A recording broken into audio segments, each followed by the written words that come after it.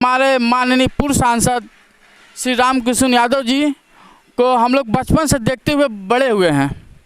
उनको देखकर हमें प्रेरणा हुआ। पार्टी का मेन मुद्दा है गरीबों का सम्मान।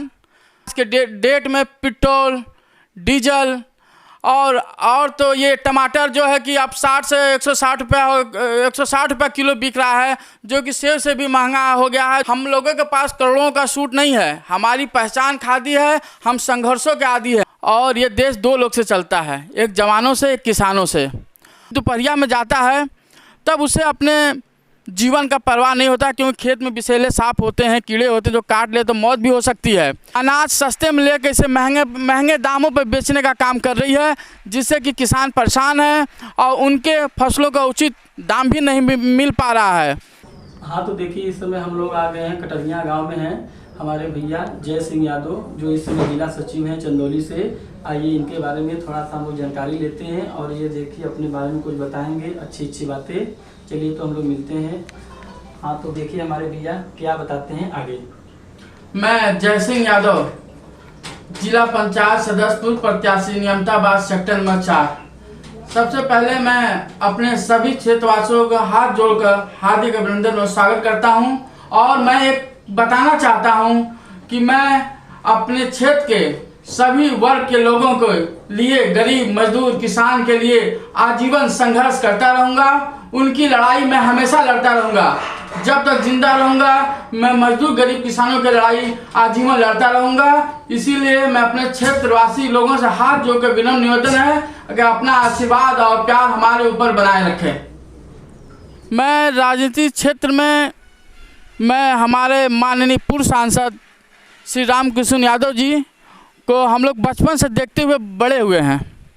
उनको देखकर हमें प्रेरणा हुआ और मैं राजनीति में आया, क्योंकि उन्होंने मैंने देखा है हमेशा सांसद जी जो है कि गरीब, मजदूर, किसान के लिए संघर्ष करते थे। क्योंकि उनको संघर्ष करते हुए देखते हुए हमारे मन में भी आया कि हम भी राजनीति में आना चाहिए और हर गरीब वर्ग के लोगों के लिए संघर्ष करना चाहिए और उनका सम्मान करना चाहिए और किसानों के हक की लड़ाई हमें आजीवन लड़नी चाहिए। तो आप जनता के सामने किस बेस पे और किस तरीके से आएंगे? जब अगला चुनाव होगा तो मैं अभी से अपने क्षेत्र में लगा हुआ हूँ। सबके दुख और सुख में मैं सम्मिलित हूँ और मैं अपने सभी क्षेत्र के लोगों के लिए आजीवन जो संघर्ष करता हूं, उसके दम पर मैं अगले चुनाव में, जिला पंचायत चुनाव में मैं आऊंगा और जनता मुझे यहां से जिला पंचायत बनाकर भेजेगी।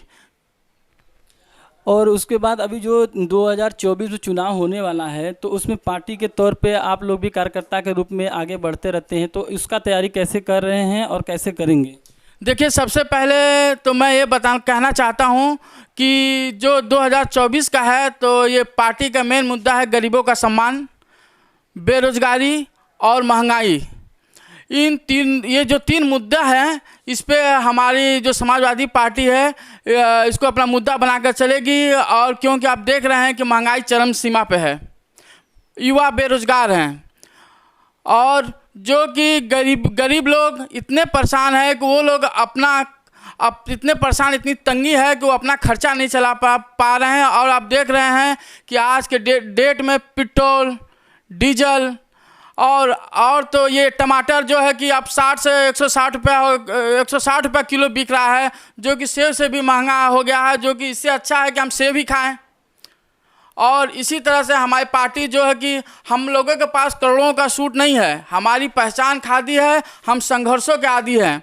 हम समाजवादी लोग जितना ही संघर्ष करते हैं, जितना मेहनत करते हैं, जितना ज़मीन पर काम करते हैं, हम संघर्षों के आदी हैं। हम संघर्ष करके ही आगे बढ़ने रहने का काम किया करते हैं। किसानों की आर्थिक स्थिति कुछ ठीक नहीं चल रहा है, इस पर आप क्या प्रकाश डालेंगे? हम ये कहना चाहेंगे कि जैसे हम सभी लोग जानते हैं कि हमारा देश में किसान की अहम भूमिका रही है और ये देश दो लोग से चलता है, एक जवानों से, एक किसानों से।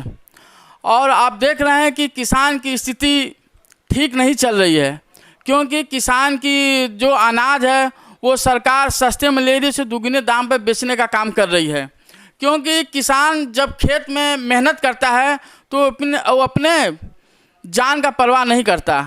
अपने खेत में जाता है, फसल जब वो लगाता है, जब फसल तैयार होता है उसके लिए दवा जब छिड़काव करने के लिए 120 लीटर की टंकी जब पीठ पर अपने लाद को भरी दोपहरिया में जाता है, तब उसे अपने जीवन का परवाह नहीं होता, क्योंकि खेत में विषैले सांप होते हैं, कीड़े होते हैं जो काट ले तो मौत भी हो सकती है।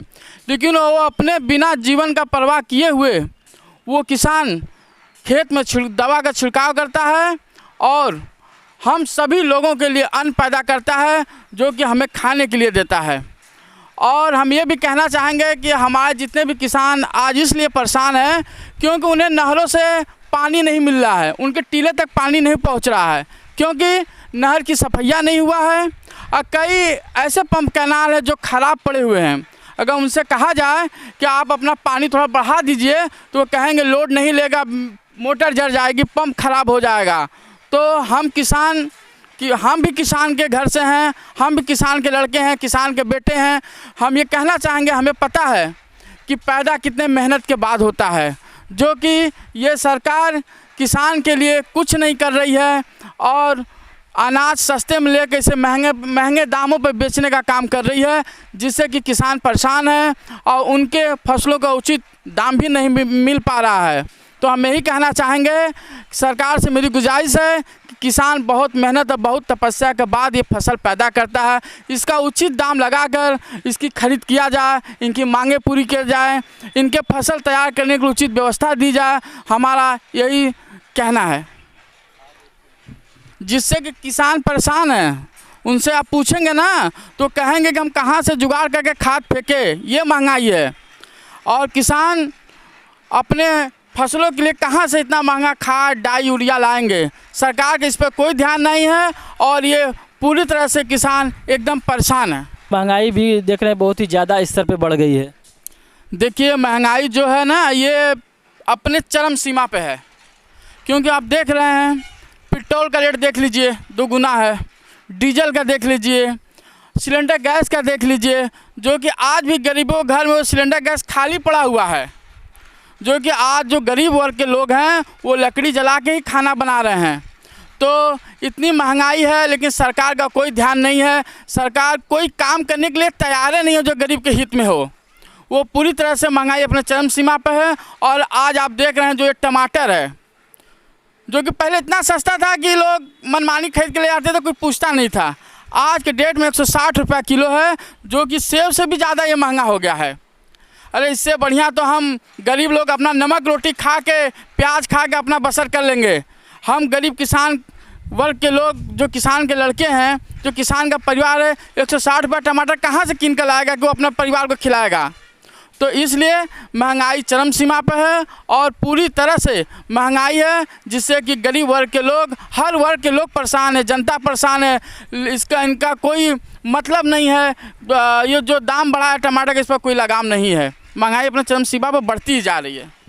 और इस समय शिक्षा के क्षेत्र में आप क्या राय देना चाहेंगे? शिक्षा के क्षेत्र में कुछ अपना विचार रखिए।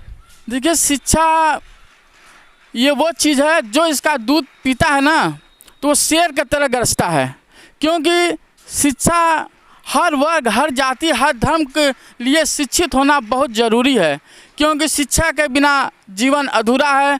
और हम यही गुजारिश करते हैं लोगों से, हाथ जोड़ के विनम्र निवेदन करते हैं कि एक रोटी कम खा लीजिएगा, लेकिन अपने बच्चों को ज़रूर पढ़ा दीजिएगा, क्योंकि पढ़ा लिखा जब व्यक्ति होगा तभी समझदार होगा, तभी अपना बिजनेस करेगा, धंधा करेगा, रोजगार करेगा, किसानी करेगा। अगर आप शिक्षित नहीं हैं तो आप विकास नहीं कर सकते, आप दूसरे पर डिपेंड रहेंगे, अपना काम नहीं कर सकते। तो शिक्षा जीवन में बहुत ही ज़रूरी है और अनिवार्य है। शिक्षा का क्षेत्र का तो हो गया, और उसके बाद अभी इस समय जो भर्ती नहीं आ रहा है या भर्ती आ रहा है, इससे नौयुवा हैं, बेरोजगार घूम रहे हैं, इनके बारे में आप क्या बोलना चाहेंगे? देखिए, जो भर्ती नहीं आ रही है इसके लिए सरकार जिम्मेदार है, क्योंकि आज के डेट में जितने युवा हैं वो पूरी तरह से व्यायाम करके 4 बजे दौड़ के ग्राउंड पर जाते हैं, दौड़ने मेहनत करते हैं, तैयारी करते हैं। वो चाहते हैं कि अब भर्ती आएगी तो मैं अपना फिटनेस देकर भर्ती हो जाऊंगा, लेकिन सरकार कोई भर्ती नहीं निकाल रही है। जब उन लोग का उम्र गुजर जाएगा तो वो लोग क्या करेंगे? वो बेरोजगार होकर घूमेंगे। बेरोजगारी इसी से हमारे देश में बढ़ रही है। और उसके बाद अभी नोटबंदी हुआ था कुछ 2 साल 3 साल पहले, उस पर आपका क्या विचार है? देखिए, नोटबंदी जो हुआ था इसके पीछे बहुत बड़ा खेल था और नोटबंदी से देश को बहुत नुकसान हुआ और हर वर्ग के लोगों के लिए परेशानी हुई। ज़्यादातर गरीब, जो गरीब वर्ग के लोग थे वो दिन भर अपना काम वाम छोड़ के बैंक में लाइन लगाते थे पैसे के लिए। क्या ये काला धन क्या गरीबों के पास मिलेगा? नोटबंदी का असर है कि आज हमारा देश इतना पीछे है, जीडीपी इतना नीचे गिर गया है। तो नोटबंदी हमारे समय से बंद करना सही तरीका नहीं था। अगर मान लीजिए आप भविष्य में बन जाते हैं अगले बार जिला पंचायत सदस्य, तो आप चंदौली की जनता के लिए आप क्या करेंगे?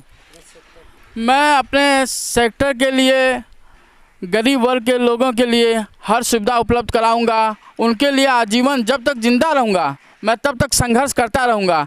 क्योंकि मैं जब चुनाव में जब घूम रहा था, जब मैं सेक्टर में जाकर प्रचार कर रहा था, जब मैं एक झोपड़ी में गया, वहाँ पे एक औरत थी, उनका छोटा सा बच्चा था।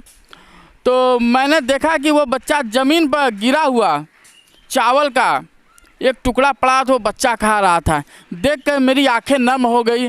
मैं अपने तकलीफ़ को बता नहीं सकता कि मुझे कितनी तकलीफ़ हुई कि अभी भी हमारे क्षेत्र का ये हाल है।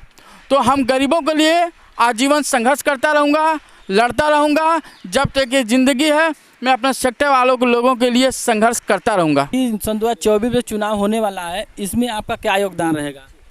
ये जो 2024 का चुनाव है इसमें हम पार्टी के लिए पूरे तन मन धन से समर्पित रहूँगा और पार्टी की जो नीतियाँ हैं मैं लोगों के बीच में डोर टू डोर जाकर बताएंगे, समझाएंगे कि समाजवादी पार्टी को वोट करें और 2024 में निश्चित तौर पर समाजवादी पार्टी की सरकार बनने जा रही है। आपका सेवक जिला पंचायत सदस्य पूर्व प्रत्याशी नियमताबाद सेक्टर नंबर 4 जय सिंह यादव। आप लोगों का बहुत बहुत